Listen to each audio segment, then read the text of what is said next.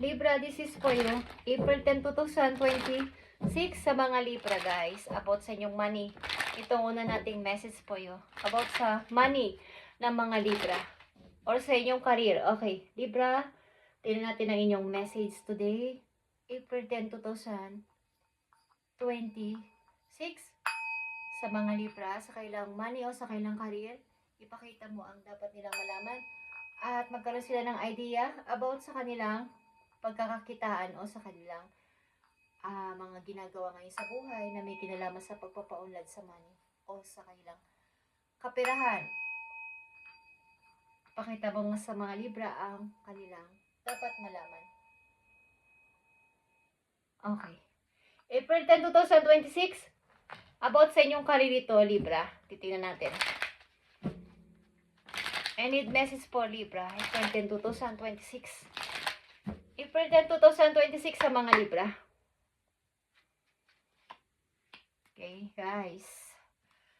So, kayo ay kailangan mag-business. Ilan sa inyo?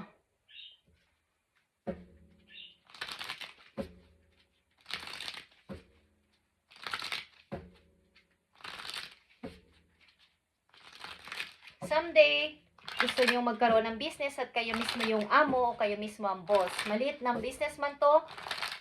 Okay, is ito ay palaki ng palaki. Lahat na ba ng nagbi-business, karamihan ay nagsisimula sa maliit at napupunta sa paglaki, okay? Sa paglago at pagkakaroon pa ng mga branches. Okay, so kung kayo ay may ganitong klaseng kaisipan, Libra, isipagpatuloy nyo at umpisahan nyo.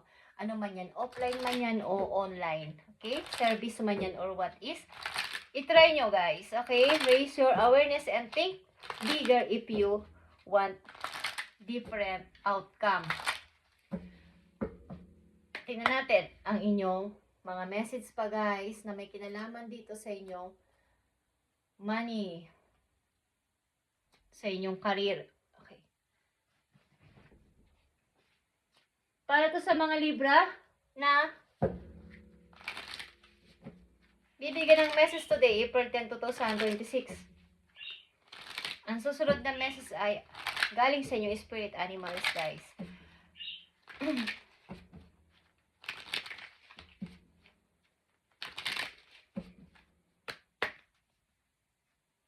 Para to sa iyo, Libra.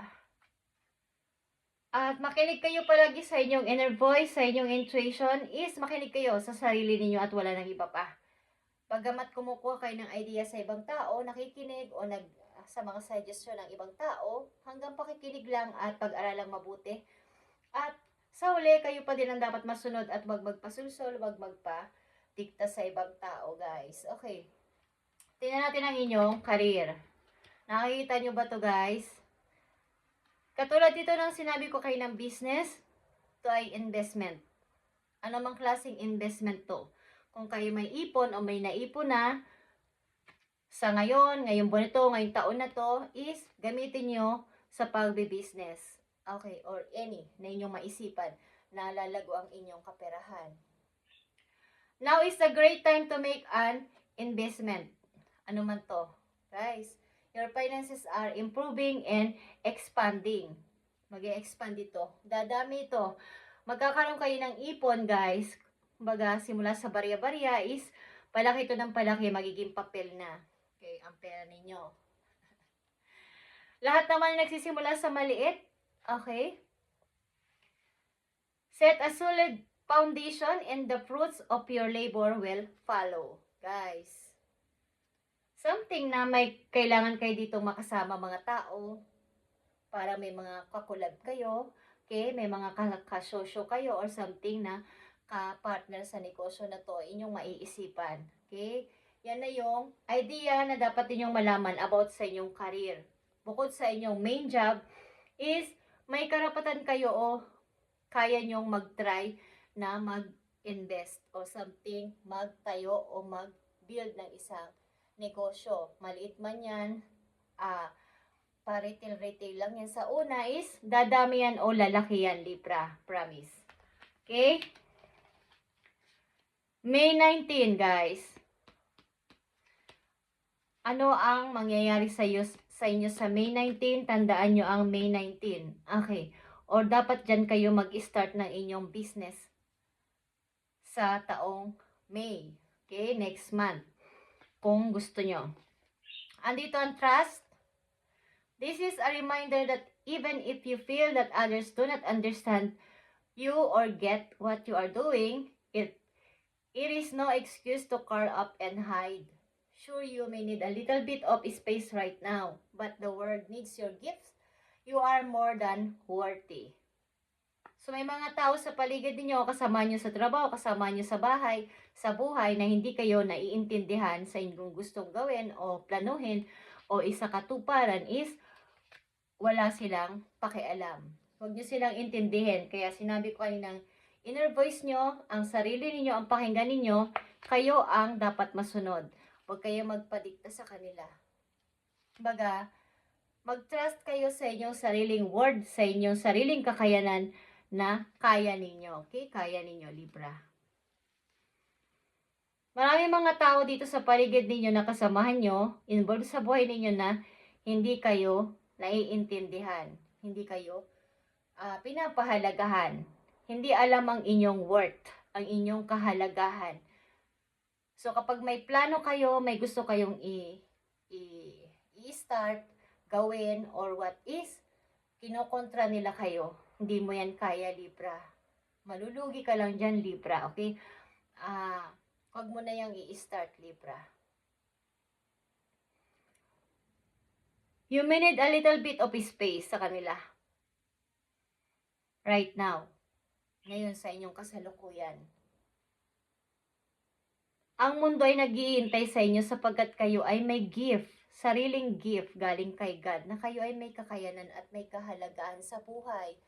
So huwag kayo magpa-distract sa kanilang mga sinasabi, sa kanilang pang-aabala sa inyo. Okay? Break and trail. Nasa mga kamay nyo ang paraan para sa pag-unlad sa inyong buhay. Kung kayo may mga naiipon na, itry ninyong mag-expand pa ang inyong pera.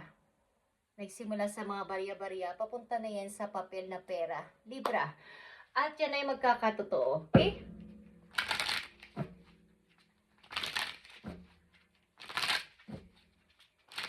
Message mo sa mga Libra nandito sa reading today, April 10, 2026. Follow your feelings and intuition. This is a reminder that your personal power is in your own hand. Okay. Nasa inyong mga kamay ang inyong pag-unlad. Hindi sa iba. Hindi sa sulso ng iba. Hindi sa dikta ng iba. Hindi sa suggestion ng iba, guys. Kung hindi na nababagay sa inyo ang ganitong klaseng trabaho, hindi kayo masaya, nadidrain ang utak nyo dito, nasusuffocate na kayo sa inyong kinalalagyan, itry nyong mag-change, okay, mag-twist ng inyong mga career, at kung may opportunity, i-grab ninyo, guys. Huwag nyo itong palagpasin sapagkat ito ay, kaya nyo nakikita o naririnig ang message na to, pinapaalalahanan kayo na may pag-unlad pa, may pagbabago pang magaganap sa inyo, Libra. At sayang ang pagpapahalaga mo, ang loyalty mo sa isang lugar, sa isang company na yun, kung hindi ka pinapahalagahan. Okay? Kung hindi ka binibigyan ng pag-release ng iyong mga sahod or pag-promote sa inyo. Tingnan natin, Libra. Practice. Practice. Practice. Okay. With daily practice, you can polish your skills and talents and increase your confidence. Okay.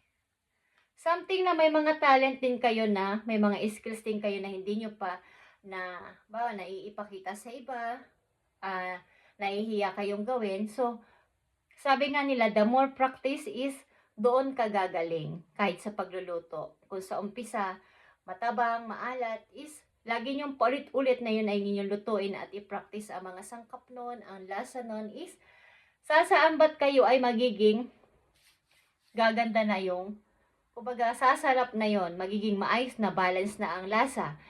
The more practice is, magiging okay ang lahat, guys.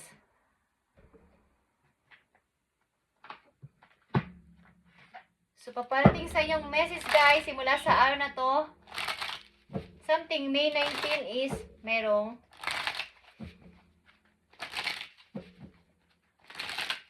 mga news na paparating sa inyo.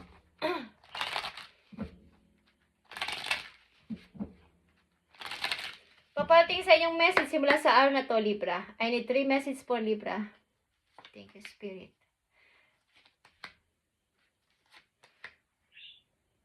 Okay, the Emperor Libra, ito ay Aries energy, but this is you.